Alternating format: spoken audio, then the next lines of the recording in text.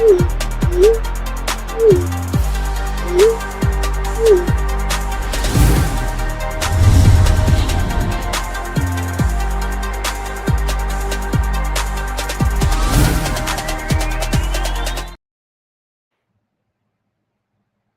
right, a good afternoon to those of you on the East Coast. Good morning to those of you on the West Coast. Welcome to this weekly edition of Movers and Shakers Unlimited for this week in pop culture, the show in which we give you the goings on in the past week of the world of pop culture, whether we're talking about local news, film and TV news, sports news, tech news, and the like. We try to bring you up to speed so that way you are not left in the wind.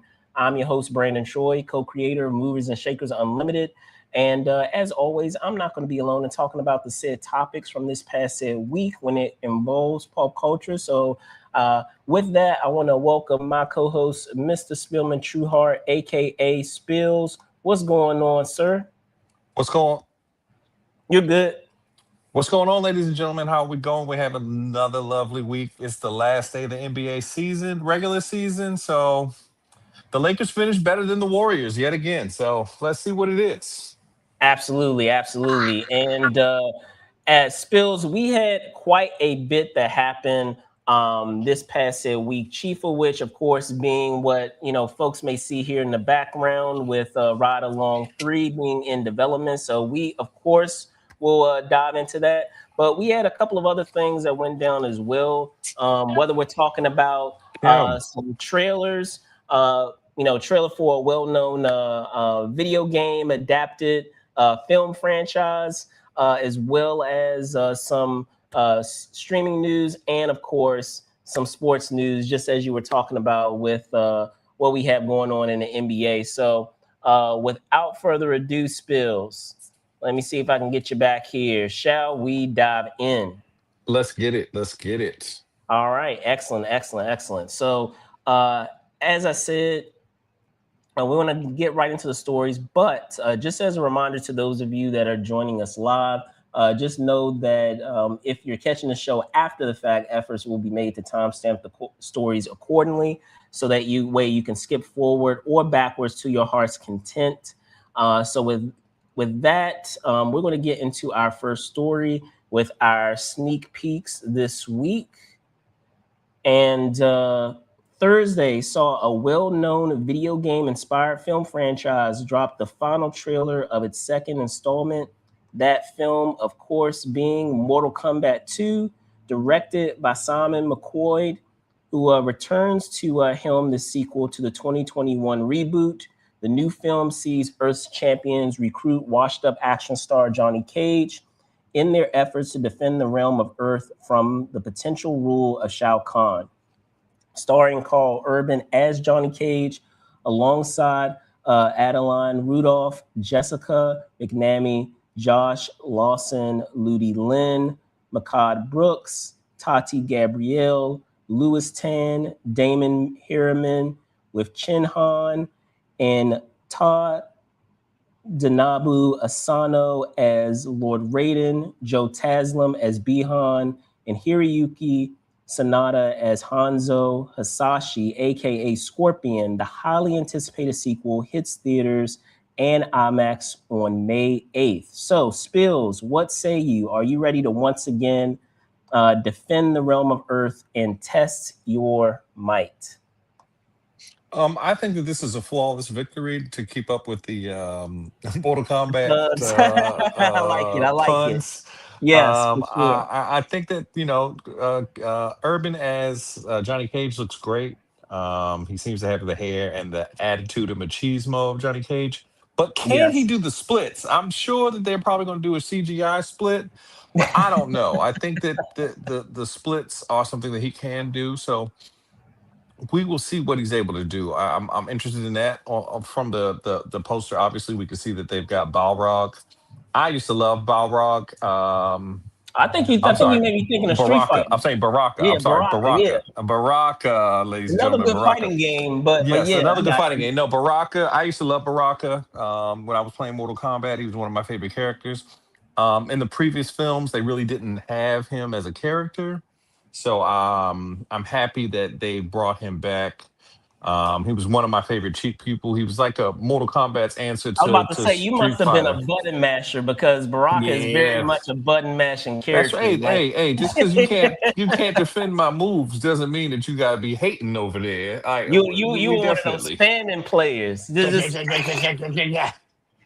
I will tell you this, and I won't fault you for this, in that Baraka did appear in the film franchise. However, a lot of people don't really want to count that second,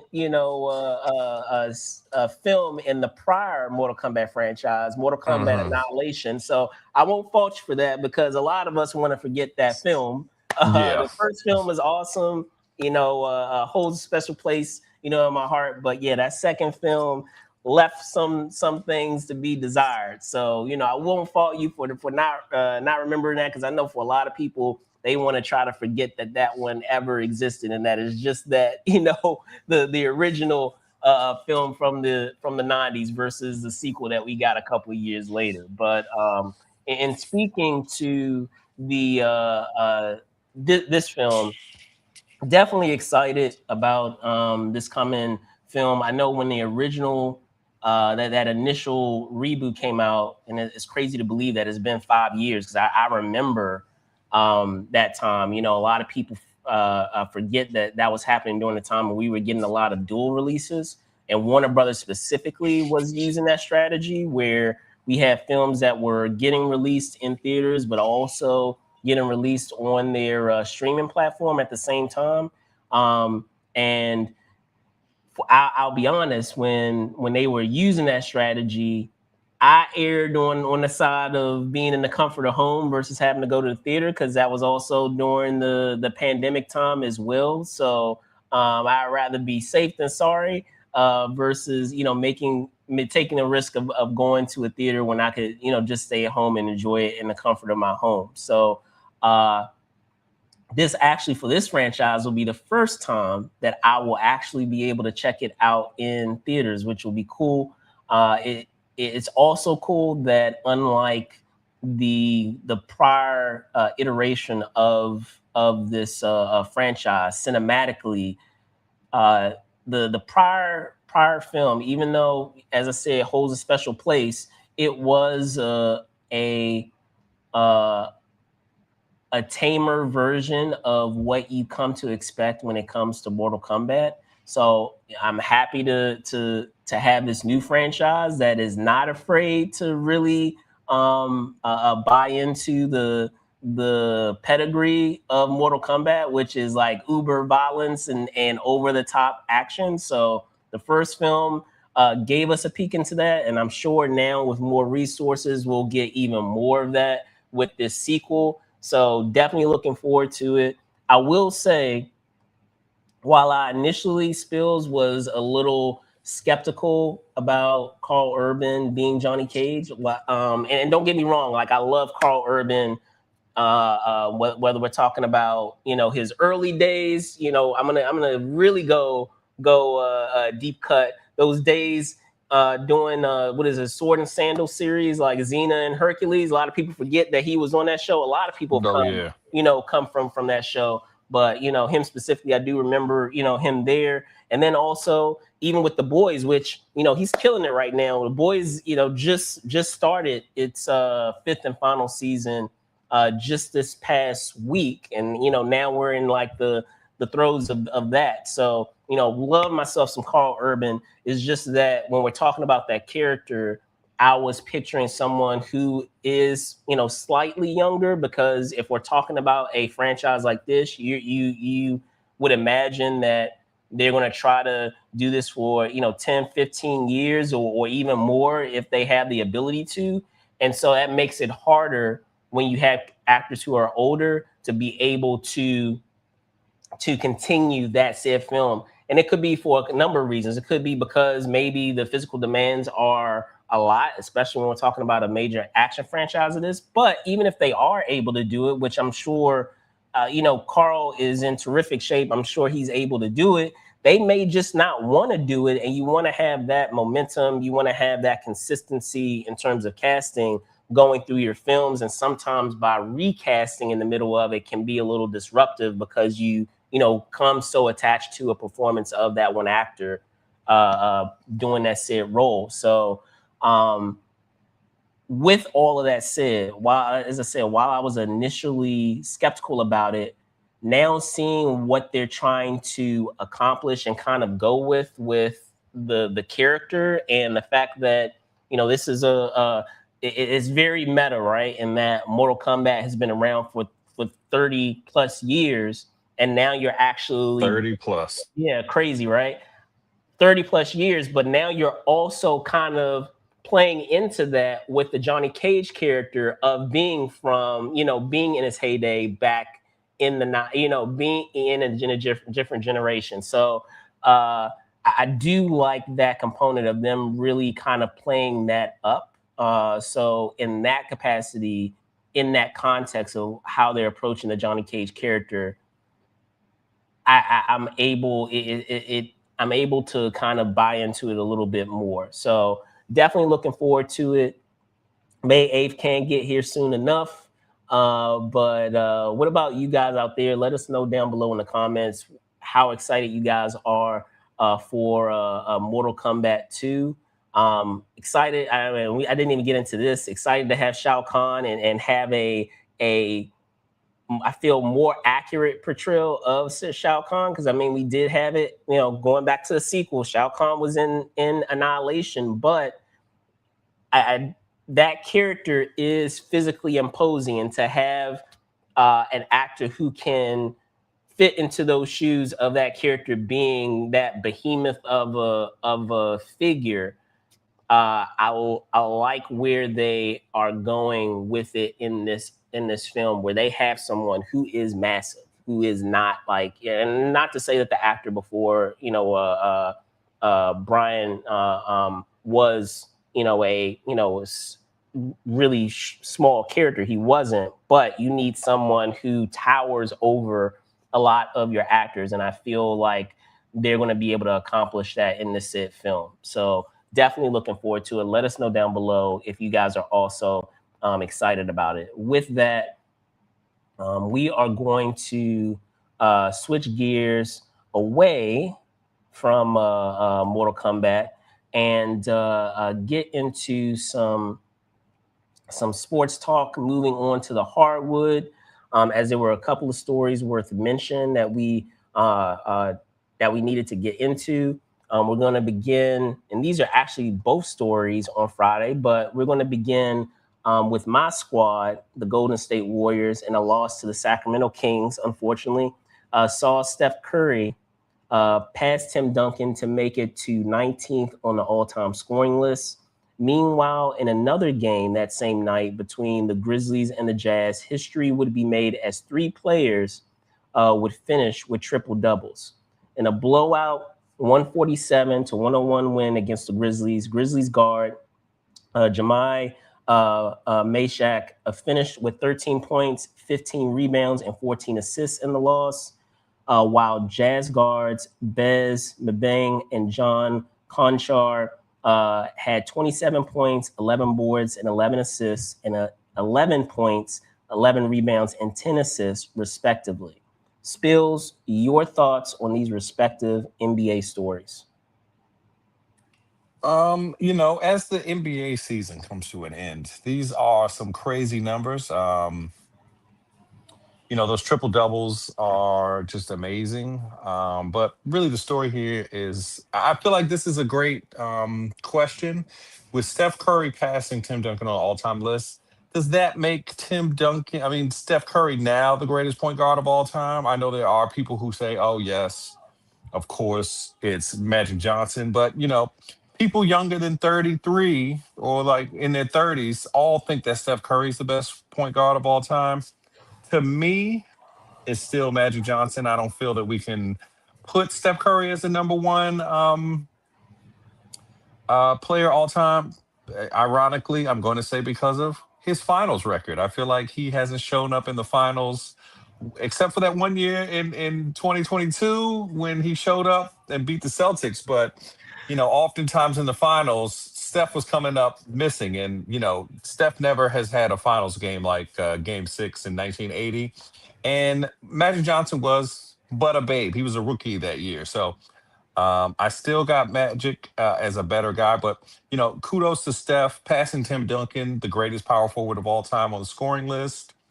Obviously, Steph's career didn't get started as early as most of the all-time greats, but he's still a top 15 player. So I'm interested to see what your takes are as the resident Warriors super fan. So I'll say this: I will agree with you, but I'm not going to agree with you for the same reasons. Um, I don't see Steph Curry as the greatest point guard of all time. I know, shocking, because I love the Warriors and I think he's a outstanding generational talent. But I mean, when we're talking about point guards, right? When we're talking about pure point guards, I'm picturing someone who is not only a scorer, but someone who is also someone who's a distributor. Because I feel like you can't really be a point guard or considered in the purest sense of the word a point guard unless you are distributing the ball and making your teammates better. And as talented as Steph Curry is, and don't get me wrong, he is incredibly talented. He has changed the way the game has been played in terms of his ability to shoot, his incredible clip in which he's able to shoot. We have to remember that there are other players out there as well who are also demonstrating how effective they are as not only a scorer but also as a distributor. And I'm sorry, like Isaiah Thomas is up there for me. Magic is definitely up there for me, but I feel like not enough credit is given to Westbrook. Like Westbrook, people keep sleeping on the career that Westbrook has had, and look, I know he hasn't won a title, Yeah, but no rings. he That's the issue. yeah, I get it. I get it. But he can score with the best of them, and he's still doing it. Just like what we had with LeBron, just like what we had with Steph, just like what we had with KD. He's been doing it at a clip for quite a while, and he's still actively playing. And those years of averaging triple doubles. I mean, people kind of sleep on the fact that was accomplished. That's something that he's accomplished, but right now, currently, I believe, and I'll confirm this, but if memory serves, what is it? Joker just recently, and Joker, Jokic is an incredible player in his own right. He just recently passed, what is it, Westbrook in terms of his triple doubles that he is, achieved all time, if memory serves. So. For me, Westbrook is up there. I know the number of championships, was playing against him, but when we're also talking about consistency and the the block of time, the how much he's extended his career and he's been effective. Like he's incredibly athletic still, even considering how long he's played and how much mileage he has on his body of playing in the regular season, the postseason. He's still, you know, being an effective player, for his squad. So and for franchises that he, that he's with. So if anything, and I know kind of things have changed in terms of how the NBA is now, where you have a lot of scoring, what is it? A lot of scoring guards. For me, Steph Curry has never really been a point guard. For me, he's always been a shooting guard, and I I've think. always said Draymond has been your point guard. I've always Right. said Like he's a Draymond's the point point guard. forward. I've never really considered, even though they have him at that position, I've never really considered Steph Curry as a point guard. I've always considered him as a shooting guard. And the similar thing one can arguably say also for Kyrie Irving, as uber talented as Kyrie Irving is, I would actually place Kyrie Irving as more of a point guard than Steph Curry. So I mean, that's where I stand. Steph Curry is an incredible player. Let me ask you this: based on what we have here, where because we have the list up here. Where do you see Steph ending when it's all said and done? Do you believe that he's going to end up in the top 10 when it's all said and done? Do you think he can climb that ladder to be top 10, or do you feel like he's just going to make it to 15 once he retires? Do you think he has an ability to get to top 10? I would say so. Right now, And I he's about apologize. two Is that thousand clear out enough? Is that of. a little blurry? Yeah, I was doing the math in my head. Sorry. Excuse me, ladies Bless and you. gentlemen. Yeah, He's about 2,000 points behind, well, 1,800 points behind Carmelo Anthony. And Russell Westbrook is still playing. And Russell exactly. Westbrook still plays on a terrible team. So I think he might get top 12. I think you catch Moses or Carmelo. But I think DeMar DeRozan is still in the league, and Russell Westbrook is on a terrible team in Sacramento, and I don't see either of them retiring anytime soon. So, 1,800 points is doable for Steph in the next 2 years, but I don't think that he will pass the guys that are ahead of him because they're still playing. Barring some kind of injury to DeRozan, knock on wood, or Westbrook, I can see him getting into the top 10, but that would mean that those two guys would have to stop playing. So I don't see him making the top 10 because they're already so far in front of him.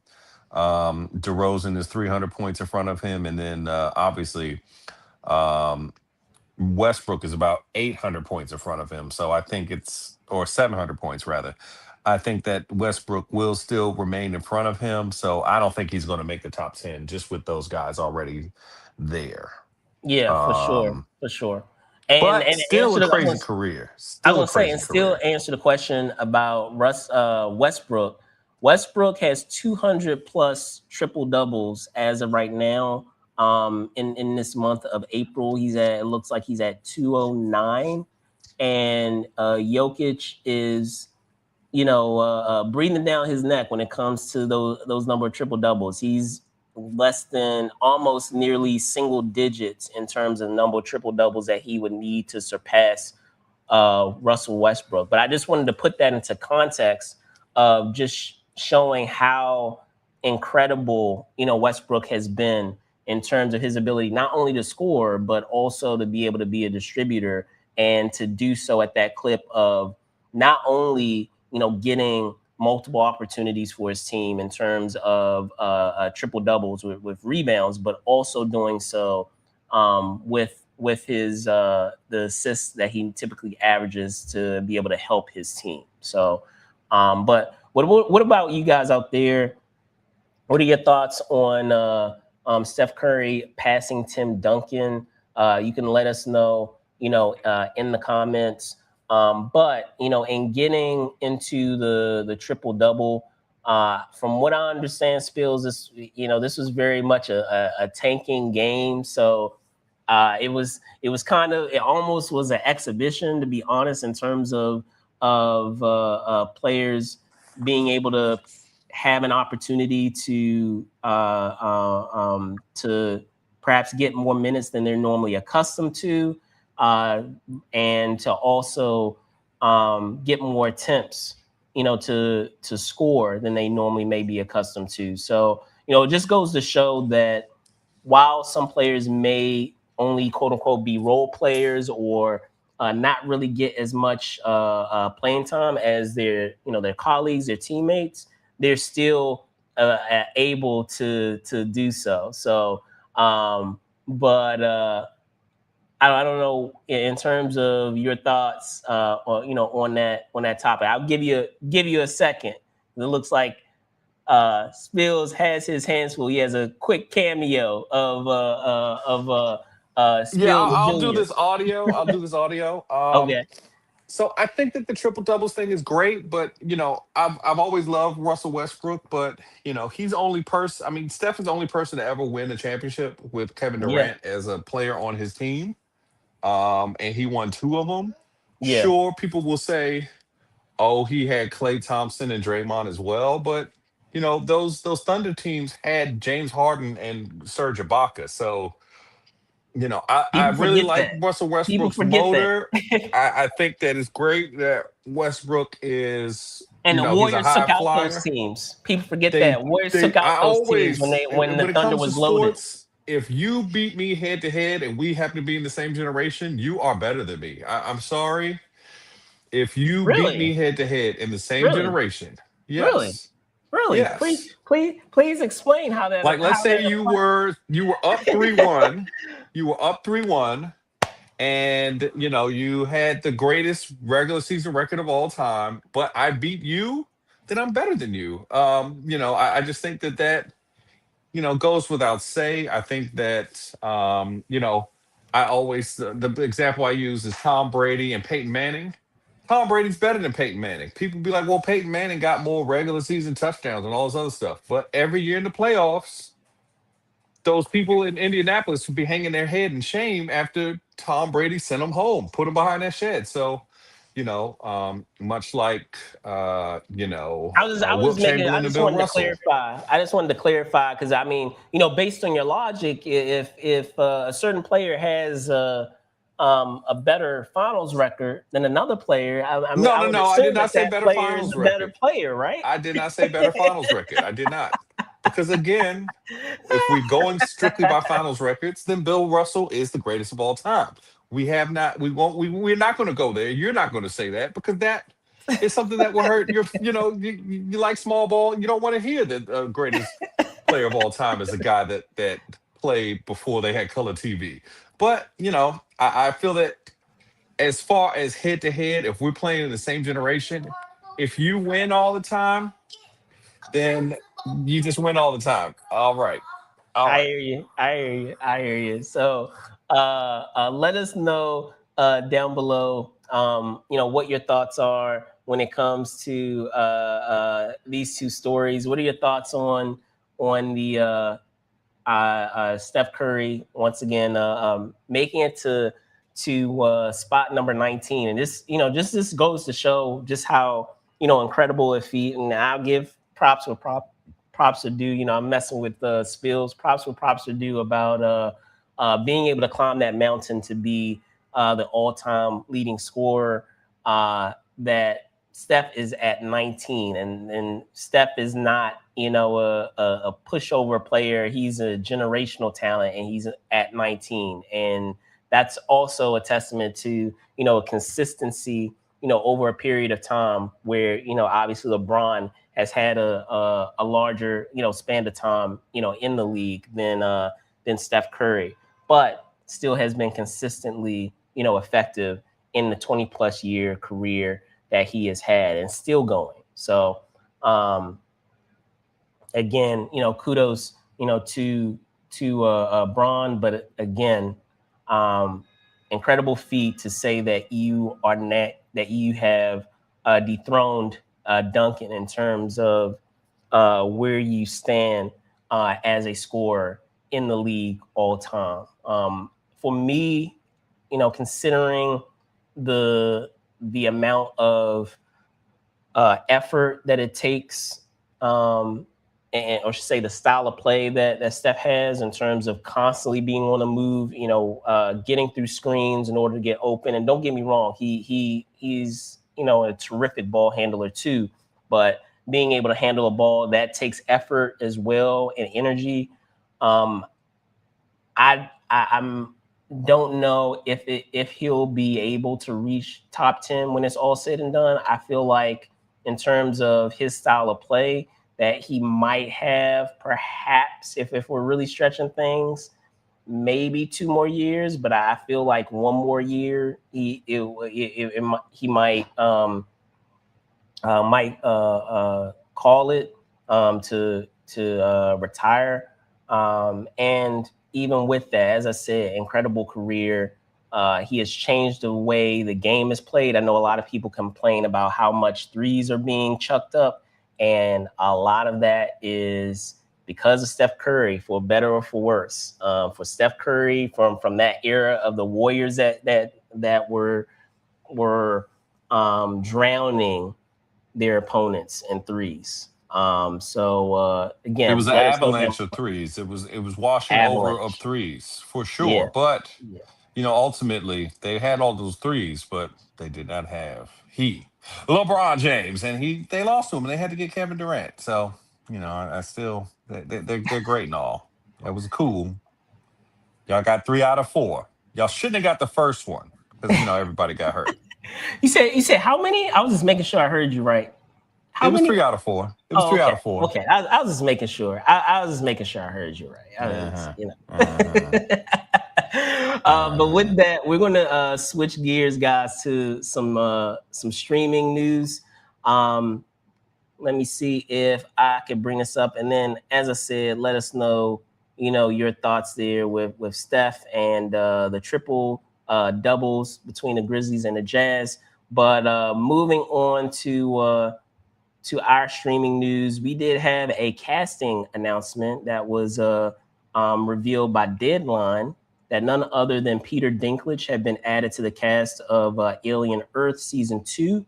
Inspired by the sci-fi horror film franchise of the same name, the sci-fi drama from Fargo creator Noah Hawley takes place a few years before the events of the original 1979 film. According to the exclusive story from Deadline, nothing has been revealed as of yet regarding what character Dinklage will play. So, Spills, your thoughts on Dinklage joining the ensemble of Alien Earth Season 2? Um, this is actually like an interesting thing because generally with horror movies and stuff, they they try to put the most able-bodied extreme athlete looking people in these kind of horror movies, especially the aliens movies. The second one they had, Marines going up against the aliens. So it's interesting to me to have Peter Dinklage to bring some reality to this world because these are the questions that, when you and your friends are sitting around, you ask, what would happen if they really came to this world? What would happen to the world? So I'm interested to see what Peter Dinklage is. I think they might make him like the CEO of I think it's Terrell Corp in the aliens world because I think the aliens world is kind of overlap with Blade Runner, but I think Yeah. it's the Tyrell Corporation for the big bad corporation in that universe, correct? Yeah, I mean, yeah, you said for Blade Runner Tyrell. Yeah, I Yeah, think it's the yeah, same corporation. Yeah, so yeah, I think that it's going to be that he is like the CEO or something, and he has no care about people because he's doing that. But I'm interested to see what they do with him. He's one of my favorite actors. I think that he proves day in and day out that if you're a good actor, you're a good actor. It don't matter how you look, and people should give you a job because you're the best person for the job. I think that he's part of the reason why Game of Thrones, the original show, was so much better than some of these spin-offs that they've had. Sure, people like them because it's Game of Thrones, but it was Peter Dinklage. It was, the king of wine and expletive we can't say on the show for monetization purposes. But I just feel like Peter Dinklage is such a good actor, man. He's like excellent at everything. He's really relatable. You know, he's even played a giant before, and it didn't feel like, oh, we just giving Peter this job. It's like, no, Peter seemed like a giant. He seemed like he could be a giant. He's got the chutzpah, as they say, to hold down this kind of casting. But I just think that Peter Dinklage is a wonderful actor. Always loved all his work, all the way back to Death at a Funeral. I think that's what it was. Death at a Funeral. Is that the name of it? yeah. Death at a Funeral. Yeah, yeah. Even the OG one and the Chris Rock one. They brought it back for the same thing. So to me, Peter Dinklage is a great actor. I've loved his work. I'm sure you feel the same. So how do you feel about Peter Dinklage being added to Alien Earth? Well, look, Peter Dinklage, incredible actor, as you said. I don't need to, go on and on about it. Uh, him being a part of any project pluses any project. He was recently, it's funny, he recently played a billionaire in the Dexter, the most recent Dexter season with the revival of that with Dexter Resurrection, and he was an evil billionaire.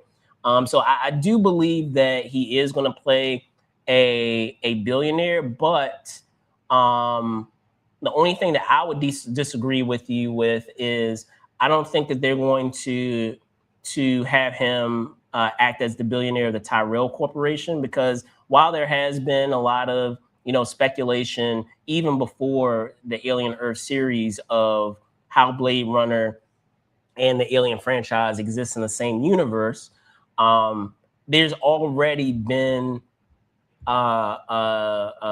track work and ground and world building, so to speak, that was established in the initial first season of Alien Earth, in that we have 5 corporations. Like, we have Prodigy and we have Weyland Yutani, which were the 2 warring corporations, so to speak, in that first season. But even though they set the groundwork and they mentioned 3 other corporations, and the 3 corporations we had was Lynch, Dynamic, and Threshold, we didn't really get any insight into what they did, other than getting some insight into what parts of the world they controlled. So I thought it would be fun to bring that up. So give me 1 second. I'm going to share it with you guys, because when they did the first season of Alien Earth, they did, in fact, provide a map of the 5 corporations and what their territories were. So I want to be able to share that with you all, and you guys can find this, online too. But just for the sake of time, I wanted to bring that up. Let me see if I can get this up now. Here we go. So in looking at these said corporations, like I said, you have Weyland Yutani, you have Threshold, you have Lynch, you have Dynamic, and you have Prodigy. Prodigy was and I'm sorry, I'm gonna get into some slight spoilers here. So if you haven't watched the first season of Alien Earth, you guys can skip past this if you're watching after the fact. But if you're watching live, you can.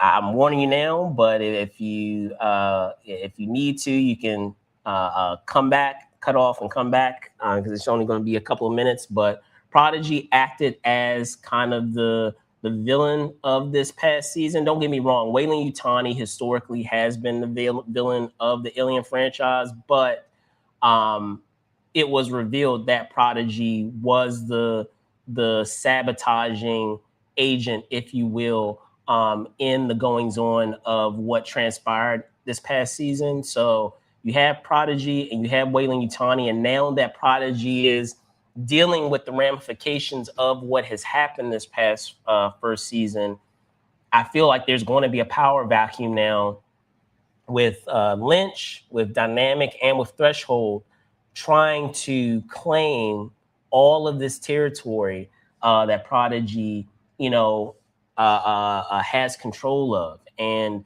there hasn't really been a lot of details as to what Threshold and Lynch and Dynamic what their area of expertise is, because they kind of dive into that a bit when they were talking about Weyland Yutani and Prodigy, where Weyland Yutani has the access to being off world and transport into space, while Prodigy has the acumen with synthetics and AI. So it will be interesting to see where these 3 other factions, where their claim to fame, what their claim to fame is, whether it's for Threshold, Lynch, or Dynamic. But considering that um, what is it? Dinklage has recently played a billionaire. It made me also speculate as to which which of those three corporations he will act as the leader of. And I was able to come to a conclusion with some just based on the fact of his most recent characters. So hear me out, and I'll try to make this as succinct as I can. In that, seeing that he has played a billionaire, I feel like if he's going to play a billionaire again, ideally he would do a character that a billionaire that is different from what he has played, what he recently played in the Dexter show. So I would assume that if that is the case, if he wants to kind of differentiate those two characters, that he would do a character that is that has an accent of sorts. And based off of the corporations that we have there, just going down the list with the three remaining corporations, you have Lynch, which controls most of Russia, which you see there on the map. You have Dynamic, which apparently controls like Northern Africa, Middle East, and the moon. So yes, that moon, that celestial body, the moon. And Threshold, which owns the British Isles, Scandinavia, and continental Europe. So I'm eliminating Dynamic because when we're talking about Dynamic, I don't feel like this upcoming season is going to be I feel like it's going to be more Earth based and not going to really extend out to space, because now that we have the aliens on Earth, I feel like the season 2 is really going to deal with the ramifications of them being on Earth and what that looks like. So I feel like it's going to be more Earth based. And if we have Dynamic and we're saying that they control the moon, I feel like that's a wasted opportunity to include that said corporation in there if we're never going to travel to the moon over the season. So I feel like that eliminates Dynamic, which leaves us with Lynch and Threshold. And as I said, Lynch controls Russia and Threshold controls the British Isles, Scandinavia, and the rest of pretty much continental Europe. So I feel like it's going to be either one of those two, because I could see Peter Dinklage has demonstrated in the past that he can believably do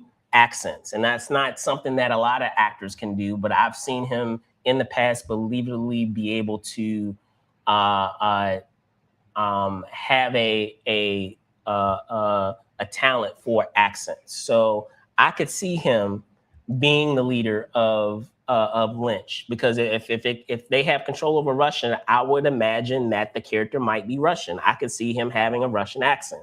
In the same way that with Threshold, if they control the British Isles, if they control Scandinavia, if they control pretty much most of continental Europe, I can see him portraying a character who has, an accent that resides from any of those regions. I could see him perhaps having an English accent. I can see him having a Swedish accent or a French accent or what have you from when we're talking about Europe. So I feel like if he's saying, okay, I agree to be a part of, this show, and in essence, having a similar makeup to a different character of a different series that I just did as an evil character, by the way, as an evil billionaire, then I need something else to make this feel different. I can't do the same thing. And I feel like if he did Dynamic, I feel like it could possibly be the same. But if you're doing Lynch, if you're doing Threshold, and you're acting as the leader of that corporation, what better way to kind of differentiate that than by still playing an evil billionaire, but playing an evil billionaire that has a different background in terms of how they were raised, what nationality they may hail from. So I don't know what your thoughts are on that, Spills. I know that you had an opportunity to see a couple of episodes. I don't know if you had caught up to the entire season. I think you had shared that you maybe had gotten through half of the season, but I mean, they did establish that there were other corporations. So I do imagine, just like you said, that he is going to be a leader of a corporation. I just feel like it's going to be one of those three to highlight not only the power vacuum that will exist for this next season, but it's going to be one that's really going to challenge Dinklage to be able to do a character with an accent. Yeah, I think that that's true. I would agree with you. I think that also Peter doing the Toxic Avenger movie has really expanded his repertoire. I think that first doing the giant in the Marvel MCU, then movies from Toxic Avenger. I think that he's expanding. So Yeah. maybe we'll even see him And if as you you guys know haven't he seen Toxic Avenger, by the way, that's a fun movie. You guys got to check it out. The film that the remake that he had of Toxic Avenger. If you guys haven't yeah, seen for it, please sure, check it for out. sure. It's a lot of fun. But I just think that I agree with you. I think that he's going to be over because he's got such chops. You don't want to Yeah, waste him as like yeah. I don't think he's just a just going to be a dude. Joe Schmo employee. He's going to Yeah, he might be. be an antagonist who's like either trying to bring the aliens to Earth or trying to stop the major corporations bringing the aliens to Earth from bringing the aliens to Earth, or maybe he's trying to patent the alien technology or something like that. But I could definitely see him adopting a accent and like I was going really to say, and deep I diving. can't see him. I can't possibly see him passing up the opportunity to be kind of a sleazy billionaire that has any of those accents mentioned and is very I don't know if you want to say aristocratic, but is very snobbish with a lot of those accents. So definitely interested to see what comes of that. Let me know your thoughts down there. Do you agree with me? Do you guys believe out there that he's going to be playing a billionaire of one of Oof. those said corporations, whether it's Threshold, whether it's what was it, Dynamic or Lynch? You can let us know down below. But with that, we are going to get into our main topic story. Let me see here. And the main topic story, as you can see here in the background, deals with a buddy cop franchise that has kind of been on ice for a couple of years, but it looks like plans are being made to bring it back. So, to dive deeper into that, this was a story confirmed, or yeah, story confirmed by Variety on Friday. Though it has been 10 years, as I said, it's been on ice.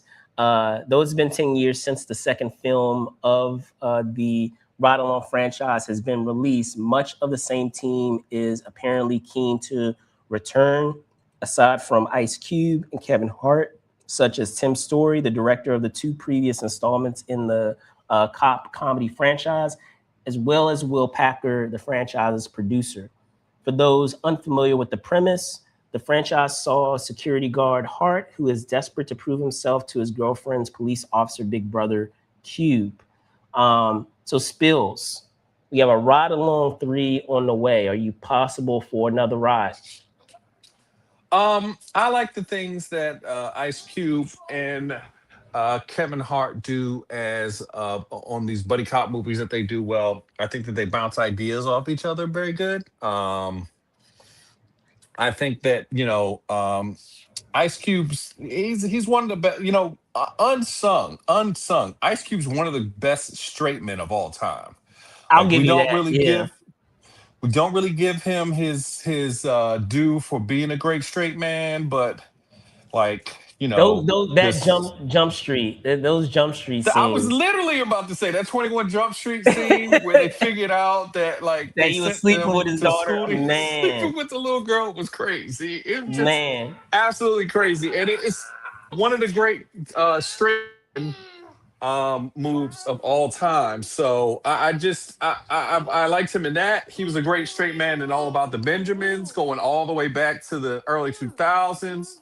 He was Yeah. a great straight man in the Friday movies Yeah, He's just always been a really good straight man. So even in the Ride Along franchise, it's just great to see what he does with Kevin Hart, and I'm just really impressed by him. for sure, for sure, for sure. And I mean, we've I've talked about this before on the show and talking about the idea of when we're talking about sequels and when's the best time to do a sequel. Obviously, you want to strike while the iron is hot, right? Where the ideal time, people a lot of times will wait maybe 2 years, 3 years before they have the next installment in in a given franchise. Sometimes it seems kind of it seems kind of disingenuous when it's done immediately after the release of the initial film, where it doesn't seem like any effort was made to actually improve upon what came before, and it just seems like a desperate effort to do a cash grab. But as I said, the last installment, the second film of this franchise, came out. It's crazy to believe 10 years ago. Came out in 2016. So um, I feel like enough time has passed where you could do something interesting with the story, but I feel like it's not far enough. It's not too far away where you are could possibly alienate yourself from the audience that enjoyed the initial premise. Because I feel like when you're talking about huge blocks of time between sequels, and as I said, mentioned this before, is I feel like 10 to 15 years is kind of that magic maximum that you can have between installments. And I feel like if you extend beyond 15 years, when you start getting into 20 years, when you start getting into 30 years, you run into the danger of, is this still a film that can speak to audiences, that audiences can get behind, because you're dealing with a whole other generation of viewers. And it's not to say that maybe your new your viewers weren't raised watching the original film, when it's those instances of a film being 20 years ago, 30 years ago.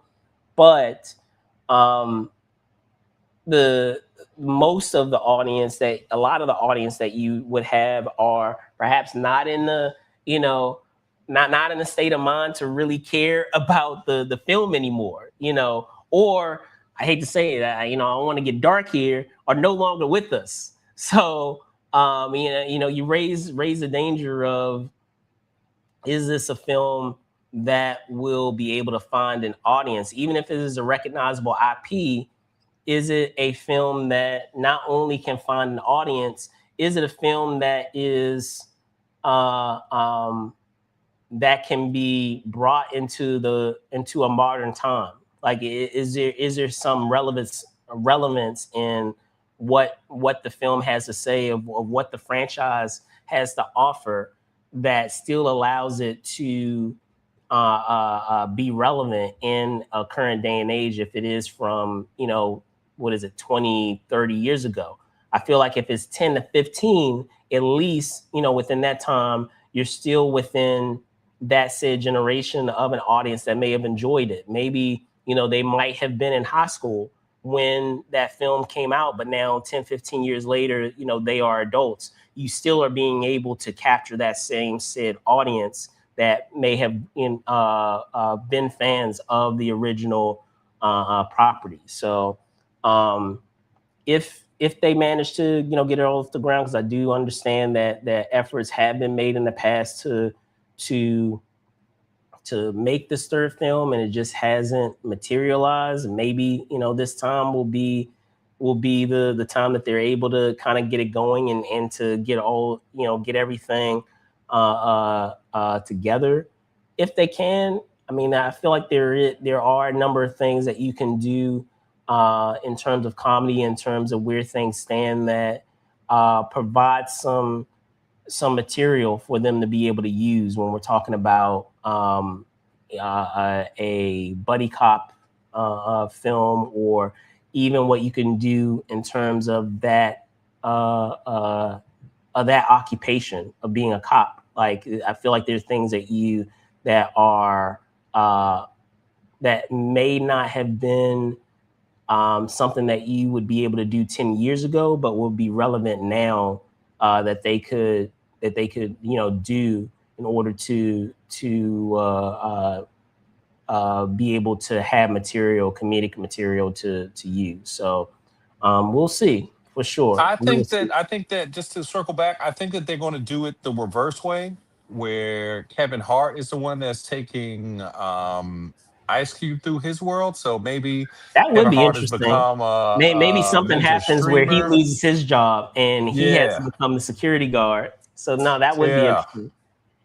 yeah. So I think that they may do a switcheroo, maybe. I The like fish that. out of water, I like that idea. where the cop angle works, but it doesn't work in the world that Kevin Right, Hart a came security from. guard. You So can't be that hardcore. Like, you don't have a yeah, gun. Like, you don't. I like that. I really do like that. That would be funny, especially with just as you said, the straight man that Ice Cube is, of him taking things like incredibly seriously, and then discovering that, like, in that instance where he feels like he's about to pull out a gun, that he pulls out like a whistle, or pulls out like a taser or something. Like, it would be funny. exactly. For sure, for sure, for sure. But what about you guys out there? Let us know down below. Are you guys excited about Ride Along 3 being in development? As I said, it's not confirmed as of yet of when it's going to start shooting. They're still trying to. These are the early stages when we're talking about development of them trying to iron out the details of it and see if it can be done. Let us know down below. But that's going to do it for this edition of This Week in Pop Culture. I'm going to punt it over to Spills. Spills, can you tell folks where they can find you? Yes, ladies and gentlemen, you can find me at trulyspill on Instagram.com. We can talk about Ride Along 3, Peter Dinklage and aliens, or the fact that LeBron James is still the GOAT. Back to you, Brandon. And you can find me on the other side of that conversation, about having a losing record against another said player, in your generation. If we're using the said rules and logic that we have brought up in this said show. But you can also find me at Brandon Troy ENT on X and Brandon Troy _ENT on Instagram. With that, thank you guys so much for watching. Be safe out there, and see you soon. Peace.